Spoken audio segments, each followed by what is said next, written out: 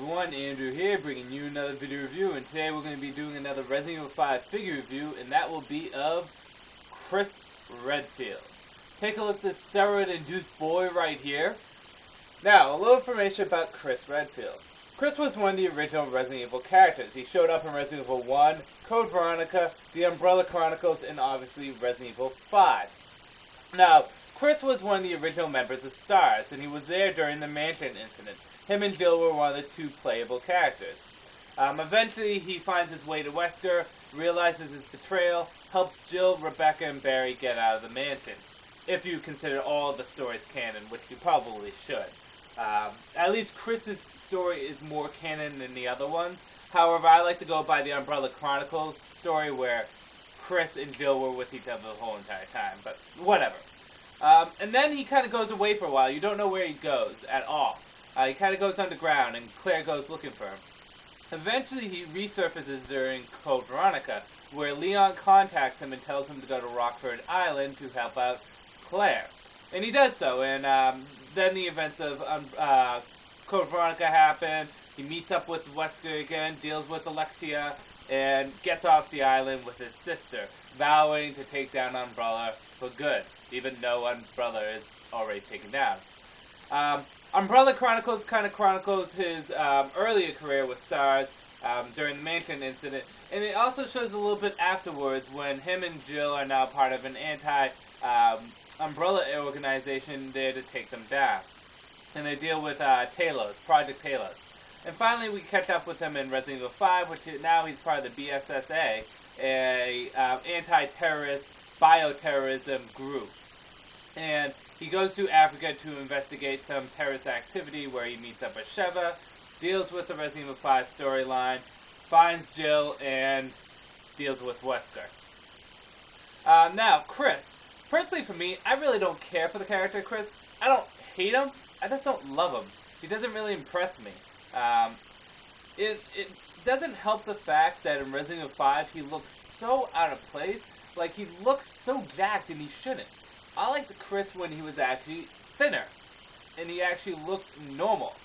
Maybe that's just me. That and Chris's dialogue is always the cheesiest out of all the Resident Evil 5 dialogues, or any of the Resident Evil dialogues in general. It always seems out of place, and it feels like Chris is forcing all the willpower, all the steroid-induced willpower to say what he wants. Like, whenever he says shit or hell, it feels so out of place. It feels so forced. So, again, I don't hate Chris. I just don't love him. I could care less about him. And the only game I really did not like him in was 5. In the other games, I was okay with him. I actually preferred to play with him over Jill and Umbrella Chronicles, but it really doesn't matter with that. Enough about that. Onto the figure itself. As you can see here, this is Chris while he's in his Resident Evil 5 uniform, attire, or whatever you want to call it, costume, outfit. I'm wondering if they're going to make more figures with some of the other alternate costumes they allow you in mercenary mode.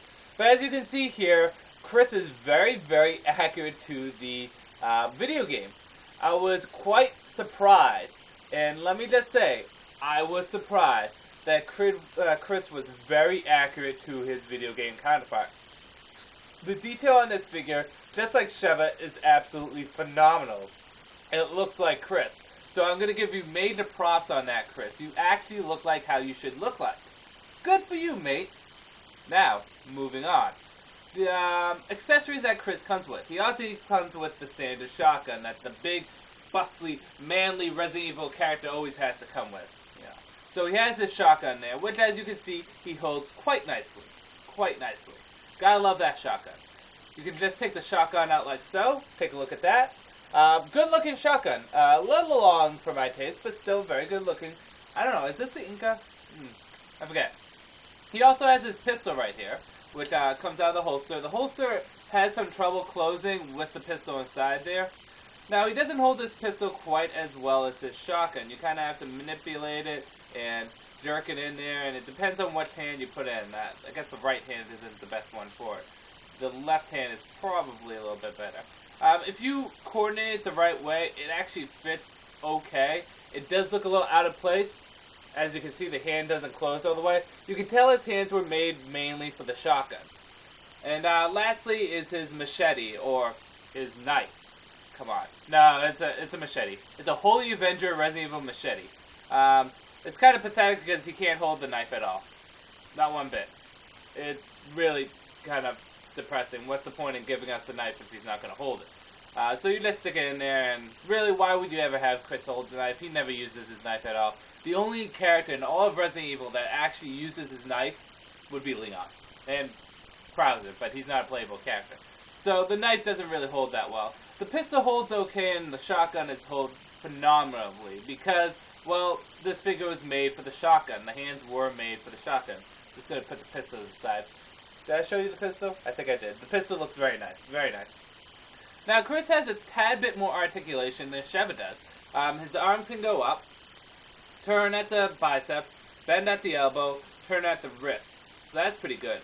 And his head has the articulation going side to side. I'm sure it could spin all the way around, but I don't want to risk it.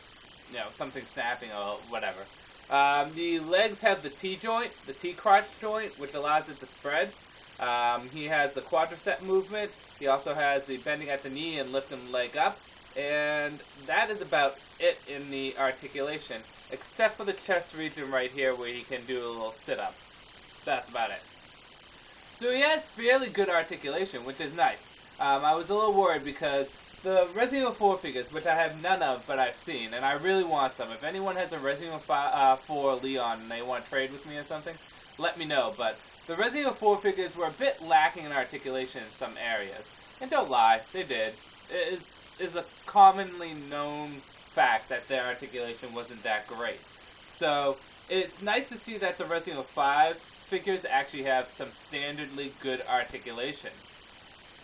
Onto my synopsis on, or onto my conclusion of Chris as a figure. And Chris is absolutely very beautifully detailed. As you can see there, every nook and cranny from the video game shows up. His pouches, his walkie-talkie, his shotgun, his little earpiece, everything shows up. And all the items look absolutely fantastic. The articulation on him is also surprisingly very nice. Downsides. He does have some balance issues. I think it might be the feet. The feet are kind of designed weird, so that's a little downside. In addition to that, really, he's made for the shotgun. All the other weapons feel a little awkward or just don't fit in his hands, so that's also a downside too. On a whole, if you're a Chris fan, then you're going to absolutely love this figure. If you're a Resident Evil fan, you're probably going to be okay with this figure. The detail is phenomenal, but the balance issue in the weapons can be kind of a problem for collectors. So on a whole, should I say pick it up? I'd say pick it up, if not for the fact that it's actually a good figure, for the fact that it's probably going to be really rare down the line, and it's going to be worth tons of money. Look at RE4 Leon, it's like ridiculously overpriced now. Ridiculously. So, Chris Redfield, I really don't care for the character, but I have to give the figure props. It's actually pretty good. Now, this is, all I have is Sheva and Chris right now for the figures for RE5. I'm not going to get the Executioner unless I'm really, like, feeling very saucy, but probably not. I'd rather get a comic instead. Hopefully, the second wave will have Wesker, because that is what I would be getting next. Wesker. The man himself. Wesker. But as for the figure itself, Chris, pretty good figure. He has his flaws, but if you're willing to overlook them, you'll find out that he's actually a pretty good catch. So with that said, I'm going to end this review here. This is Andrew saying peace out for now.